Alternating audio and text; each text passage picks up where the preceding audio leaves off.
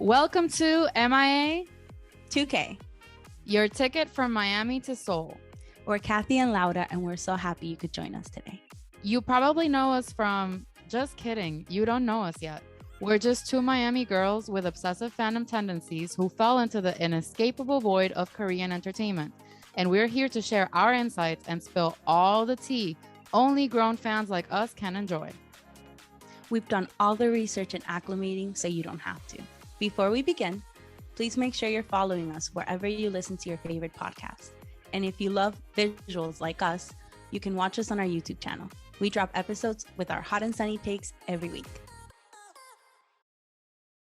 So, as you saw last week, we had to cut our episode in half because we got carried away talking about our biases, to no one's surprise. Like, Laura and I talk every day on WhatsApp for hours endlessly, and I don't know how we didn't realize that we were going to not be able to hold back on going crazy on this episode. So welcome to part 2 of getting to know our biases.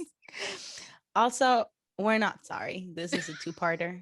We're having too much fun, and you should join in the fun because why not? Exactly. And now onto the group that gave us all the grown testosterone we needed and whom we're so excited to, crossing our fingers, hopefully see back together soon. We're manifesting it. It's happening. GOT7. Can I start with them?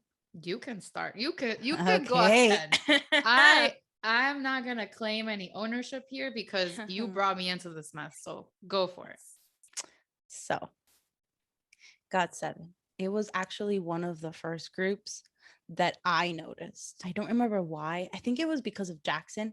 He was really, really popular on my TikTok feed. And I saw so many videos of Jackson Went from China. Like Ryan knows Jackson Went from China. Like everybody knows Jackson Went from China. So because of him, I started to get into GOT7.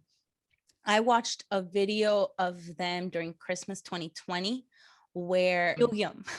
I watched a video and he was wearing a skirt or like a dress over underneath a sweater, and he looked so good. Point was, when I first got into GOT7, it was Jackson. And then I saw that video and I was like, no, Hwiyoung. And then I was like, wait a second, I've been wrong.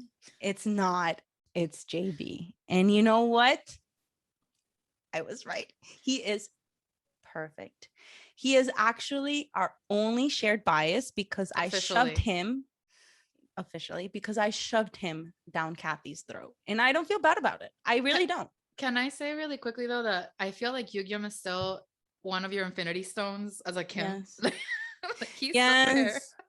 It's true. He's still there. But so JayB is one of our official shared bias, and we have no jealousy. There is no toxicity in this household because he's perfect and there's enough of him to go around. When we got to them, like super got into them, they had basically just broken their relationship with JYP. I had known them for a little bit more, so I was really excited about where they were going to go. And one of the greatest things that came out of 2021 was JayB joining Higher Music, which is one of Jay Park's labels. So he's great. He is a talented producer. He's a talented lyricist. He's a talented singer. He's a talented dancer. He has a great personality because he's a little shy, but also has big dick energy. What else can you say, Kathy? Help me out. I just love him so much. So our leader name, JayB, I had no choice but to stand. And that is the crude reality of it all. When Laura introduced me to GOT7, it was via Jackson Wang from China. I knew Jackson Wang from China and his memes and all his things before I knew anything about GOT7. And then I saw you calling my name. And that video changed my life. There's a before that video and an after that video for me. So he is just the right amount of leader material. And at the same time, you can tell that he's just carrying a big burden by being the leader of this group. Like, he's not a person who aspires to leadership, but he's just a great leader. That's JayB. Yeah. I tried to like someone else, and that someone else was Bam Bam. And I really wanted to get into his fuckboy energy, but it was a little bit too much for me. So I love Bam Bam. I support him. I support all of the members and I respect all the members, like I always said. But I ended up just understanding that it was JayB for me. And he has my full attention now. He's also broody.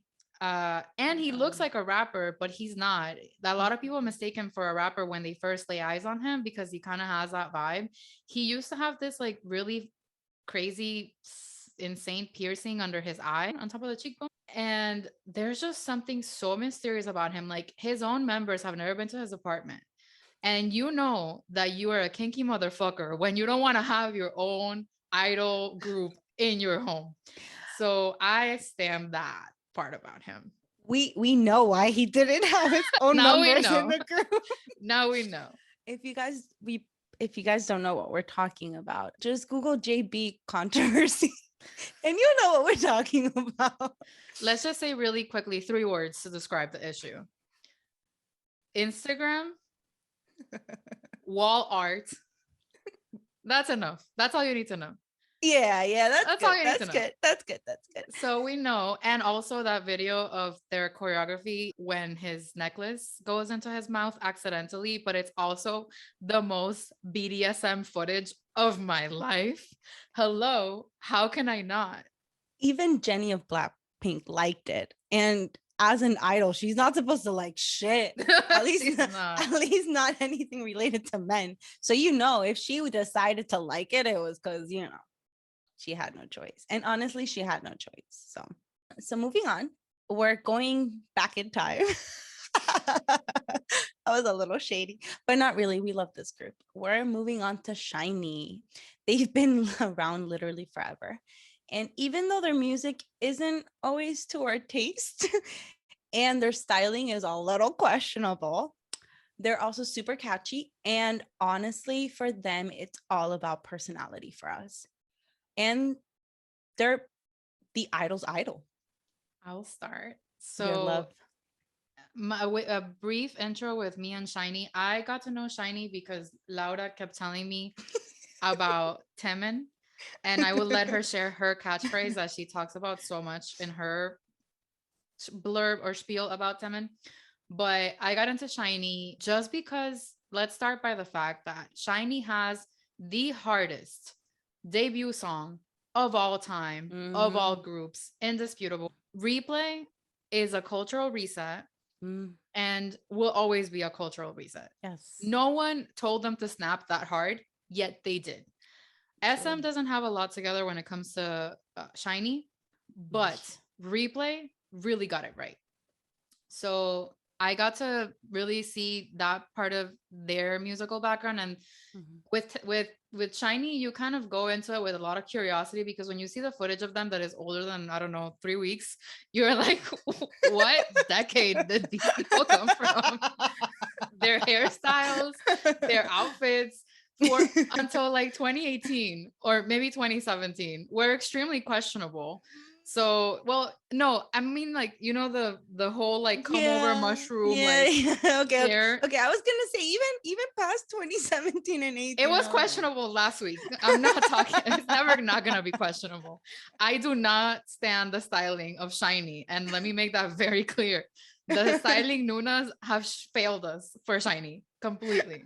So anyway, I knew who Taemin was, and I knew who Mino was, and I thought he might be like a thing because he's so hot. And I also saw the only drama that I've seen is Hwiyoung, and he was in it. So I have this like soft spot. I think he's an incredible actor and he's super talented, but I was looking in the wrong direction, because turns out all along my bias in SHINee is Mr. Kim Ki-bum himself, Ki.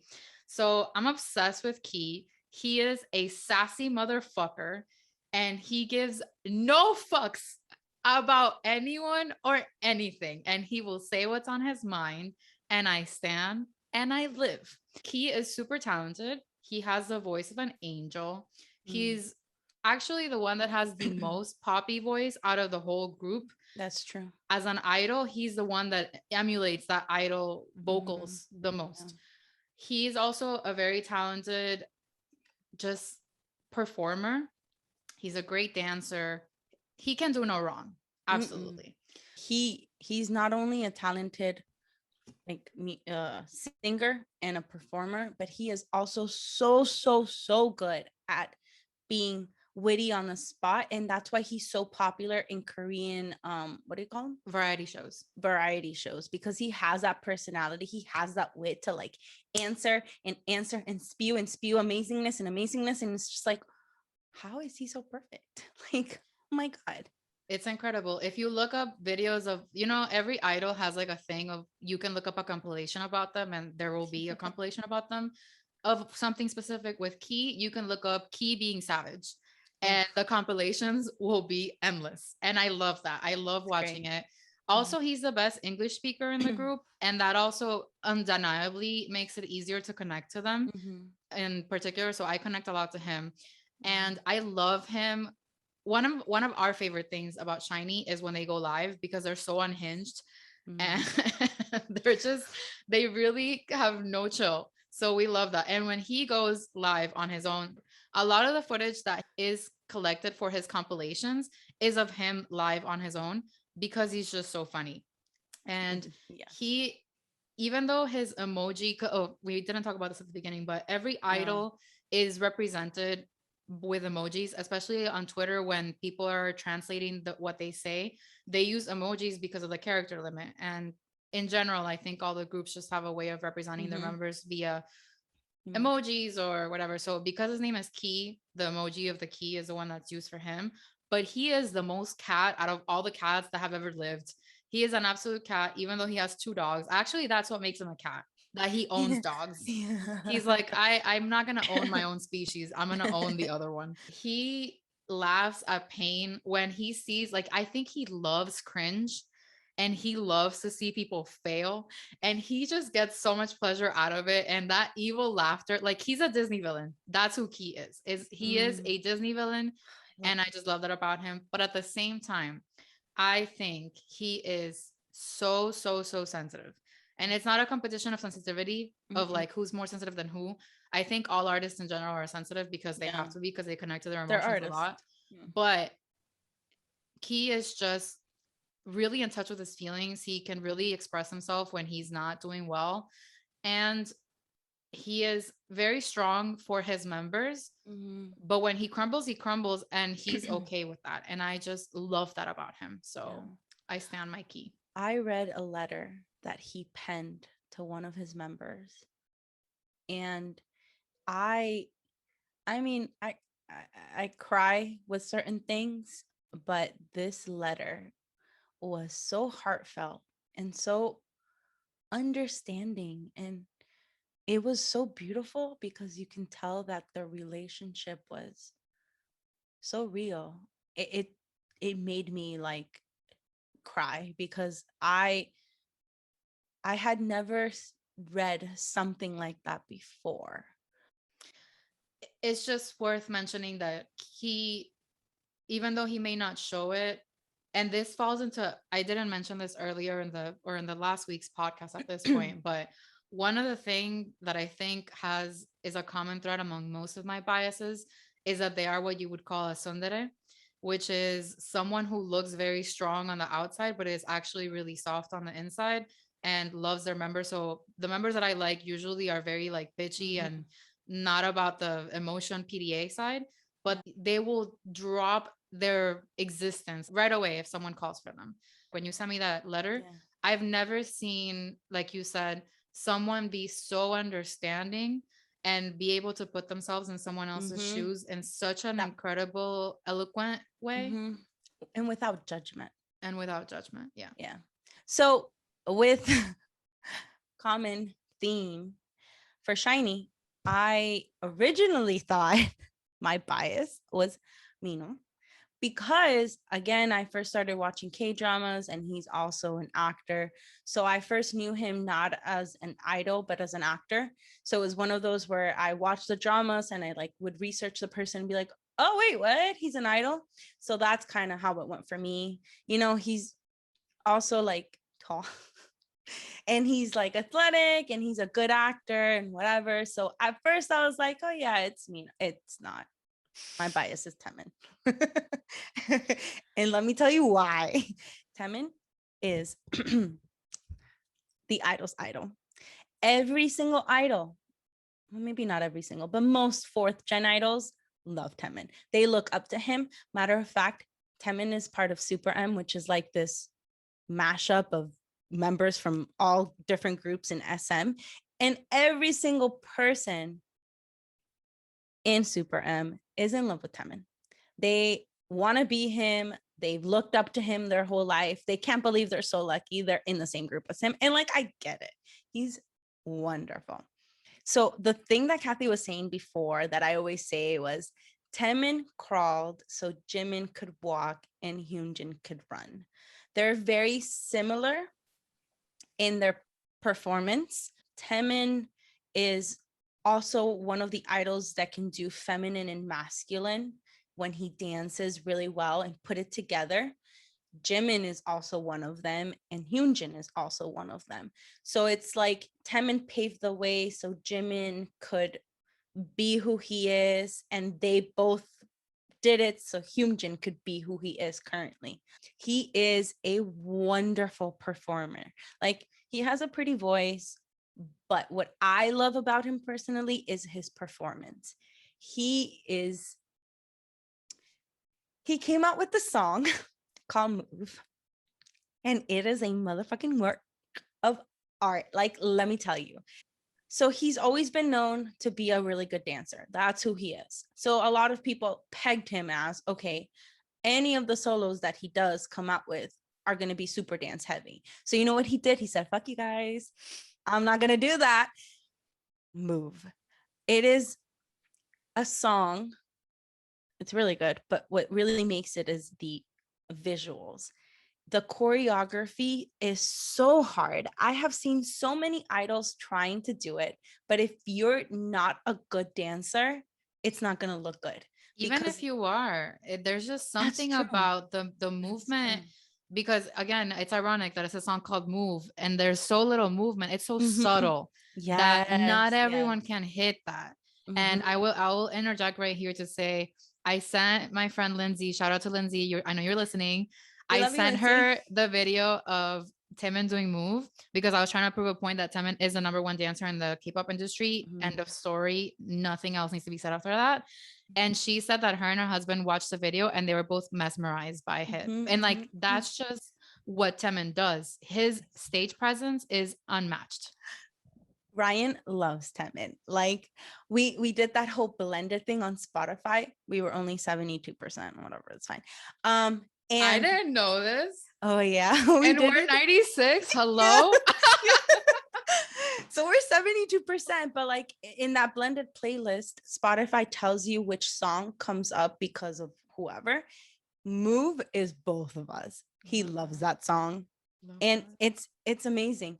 And Taemin is one of those people, kind of like Jimin and in a sense Yeonjun too, where they were placed in this earth to be loved and dance.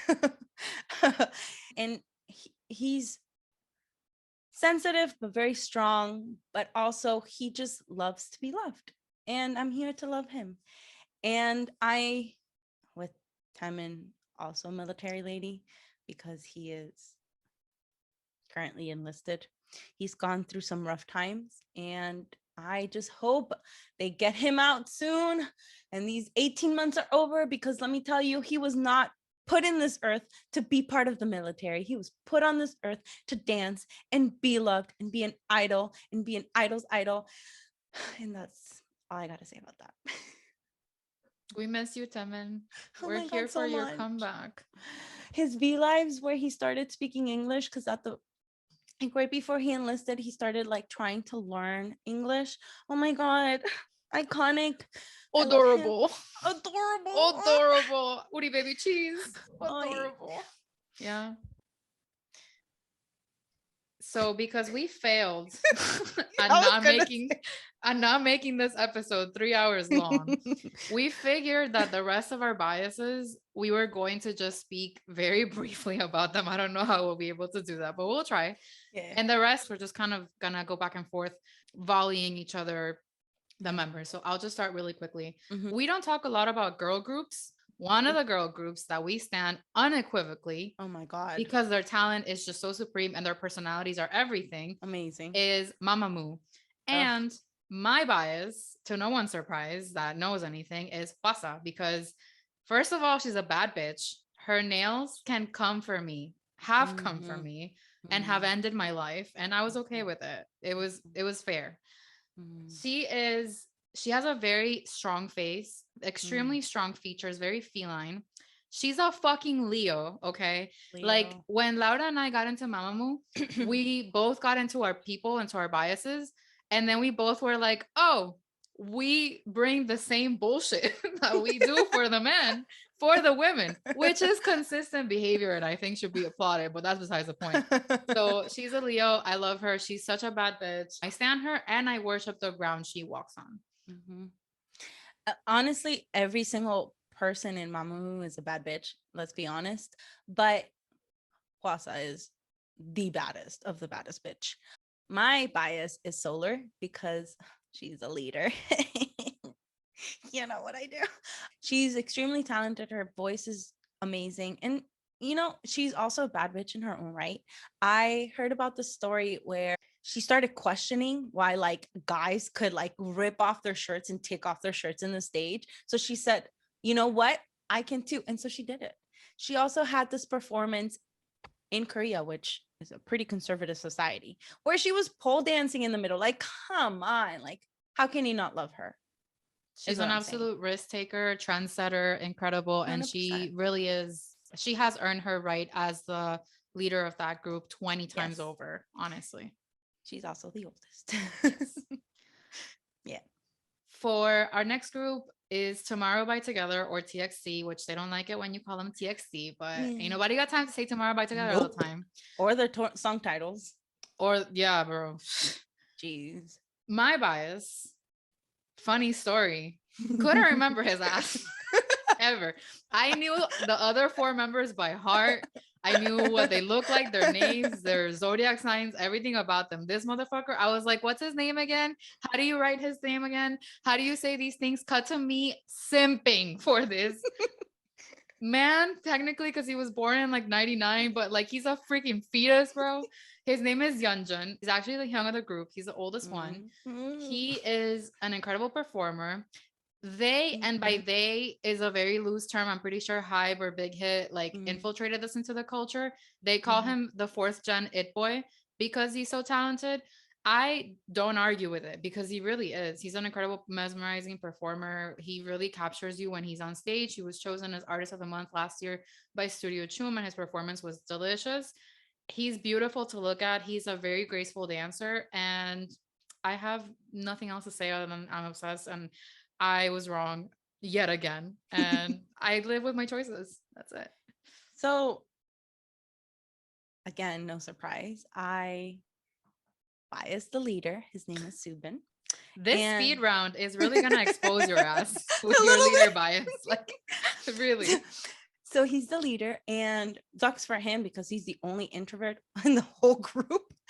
So he kind of struggles in that sense a little bit, but I love that he took on the role of MC in, was it Music Bank?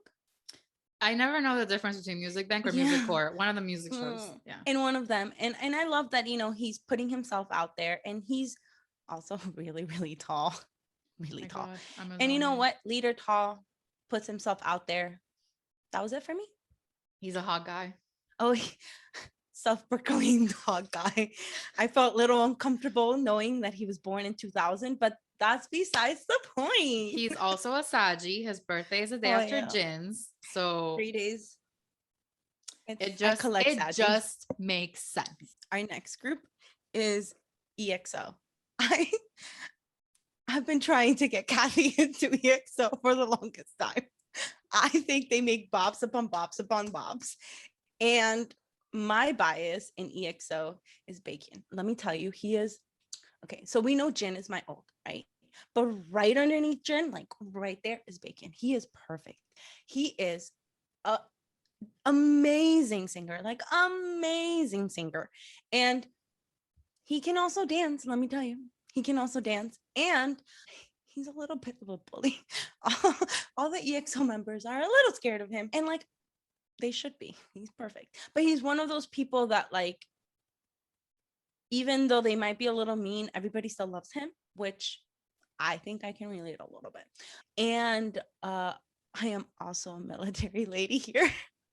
I'm just military lady. And also leader bias because he's a leader of Super M. He's the leader of Super M. So also that. He's not that tall though. So moving on to our next group, Astro. I want to talk first about Astro because I've had a weird, well, I guess it's not that weird. So I first it's really following your pattern, honestly. Yeah, it is. So the thing is, I've mentioned this a million times. I first started with K-dramas. And one of the ones that I watched first was My ID is Gangnam Beauty. So the main actor or the male lead in that show is Cha Anu. I don't think that we are equipped to pronounce his name.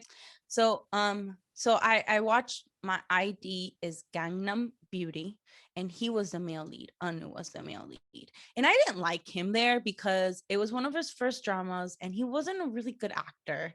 He was just a pretty face, to be honest. I was wrong. Well, no, I'm just like, you're just like, oh, he was just a pretty face. And I'm like, your list of visuals, hello? Yes, but like all my visuals, he also is a very talented man. He is not just a pretty face. And it bothers me when all they mention is his pretty face. He is a pretty good dancer. He can sing pretty good. And he is a good actor. He has grown so much in the acting world. And you know what? I love him. With that said, he's not my only bias. This is one of the only groups where I have two. My second bias is JinJin, the leader, obviously. He's thick, adorable, and he did this show with Dive Studios, and that was it for me. I fell in love. He's adorable, but he has big dick energy. And that's all I can ask for. For me, Astro, I started watching them because of Laura shoving Cha Unu's moon eyes to me, half moon smile eyes. Oh, so perfect. So I started watching them and I fell in love with Rocky, who is a broody rapper. The end. That's all I have to say. It's true. So SF9, I think the first time that we saw them was during Kingdom when we were watching the show this earlier in 2021. And Laura also started sending me pictures of them. And there's one member that kind of looks like Jimin if Jimin was more manly. His name is Dawon and he is gorgeous. And I thought he was my bias. But then when I saw Kingdom, I got slapped in the face by Taeyang and his beautiful body and his dancing. So that's my actual bias. Even though there's like 3 Leos in the group and they're all kind of try to come for me, but I haven't let them because I'm trying to have some dignity and self-respect. She's strong. For me, the first time I heard of SF9 was again because of K-dramas. Rowoon, I'm probably butchering his name, is an actor, and so is Chani. And so I knew about them because of K-dramas. But honestly, in SF9, I'm just flirting. I am just getting to know everybody. Right now, I have a couple that are like calling to me, but I haven't really decided. It's Rowoon, Chani, Hwiyoung, and Dawon. I'm so sorry, guys, and your names. But really, they're just extremely good looking and their music's pretty good. Just think that they would also have a hard time pronouncing our names if they tried. Oh yeah, Laura's hard. Now, just like Laura said that she's just flirting with SF9, I'm also just flirting with NCT.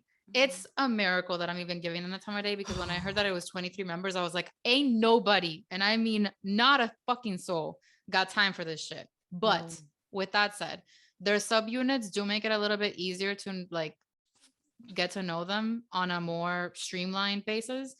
And I really only know 6 members in total. I know Taeyang, I know Mark, I know Ten, I know Lucas, I know Johnny, and I know Jaehyun. And I love them all. And I am also just flirting. Yeah. For me, I thought I was flirting, but I'm not because I love leaders. So obviously, I'm going to love the leader of NCT 127, which is Taeyang. And I, for a long time, couldn't look at anybody else because I was focused on him. He is a rapper, he is center pretty much a lot of the time. And like, truly, it makes sense. And I just love him. Just really quickly, out of the 6 members I know, 4 are associated with feline shit. So that's just putting that out there. Yeah. And then finally, we're going to talk about groups that like we don't both share somebody that we bias. For me, let me tell you all about my current love, my current discovery. I am going through the honeymoon phase and I am so excited. I'm going to break everything. We're going to talk about 17 and my bias, which it's a little early because I am still very, very young into 17. But I don't care. I already chose one. I know it's not going to change 100%. I know myself. And it's Woozy. Oh, he's so cute. So he just dropped his first like solo and it is so good. It's like, it reminds me of the rock band Jet, like that kind of vibe, that kind of like British rock early 2000s vibe. And it is so good. He's so talented. He produces and writes like 90% of 17 songs. And surprisingly, he is literally a short king. He is my height. He's so cute. Also listen to Ruby. My group that I stand by myself and I just stand because of him, because TikTok brought me to him or him to me, is P1 Harmony's Kiho. He's also the leader. He is an American Korean. So I just love that I can hear him talk like us and I connect with him very easily. He feels like a baby brother to me. And then finally, I don't really have a bias in this group, but I do like a lot of the members. But Kathy does have a bias, and that's B2B. Yeah. So we got to know B2B because of Peniel having his job at Get Real podcast. And then once they entered Kingdom, we got to know the rest of the group. And when I saw the hottest fucking man, because he is so delicious. His name is Minhyuk, but there's so many Minhyuks in the industry that he has a nickname. So it's Huta or Huta, or I don't even know how to pronounce it. I've never heard it out loud. But he is a rapper. And he just came out on like 35 Men's Health cover pictures because he is lean, cut, delicious, just pure muscle. Could never relate. Don't want to relate, but I do want to lick. That's all I have to say. And he's a very talented rapper too. So he's great. Love him. If I were to spontaneously pick a bias in this group, it'd be Sungjae. Because again, K-dramas, I know him from a K-drama and he was so good in it that I can't help but love him. So if I were to just pick like whatever, that'd be him, but I'm not sure yet. But we're also very obsessed with Uncle Unki because oh my God, the leader of B2B is everything. Perfect. And when he tries to speak English, it's so fucking cute. The most adorable thing I've ever seen. He's so cute. And I recently saw a TikTok where they're like, oh my God, he is so good looking. He's so hot. And you know what? I'm like this close to joining that train because, you know, he deserves it. Yeah, absolutely. And his voice is like delicious. His voice is so good. When they did the vocal unit performance for Kingdom with him, Jungho, and Sungmin, my God, that was I showed my dad. I showed all my family that I can't get into K-pop. I showed them that performance because it was just so breathtaking. Their vocals are incredible. I agree. We stand. We truly do. My closing thoughts for this monster of a 2-parter episode that did not set out to be this long, but it is that as Laura and I have gone down this rabbit hole and down this path of choosing biases and finding out things about ourselves that maybe we didn't know that were below the surface, and other things that were very clear and we were just avoiding, we've also come to see that most of the biases that we pick have a special bond within their groups together. So like Laura likes Jin as her ult, my ult is Suga. Jin and Suga have a very special relationship. And this is not to say that they don't get along with someone in the group. Like most of these people, most of these groups that we stand, they really do get along amongst themselves. So Suga and Jin do have great relationships with everyone else within the group of BTS. But because they're the oldest ones, they kind of were like the mom and dad of the groups at some point. They also were famously roommates, but they say roommates because their LNRs are the same. So it makes our heart burst into a million tiny pieces. And Suga loves to say that his favorite Jin song is Epiphany because it's a beautiful song, and it really is. It's all about self-love, so I love that message.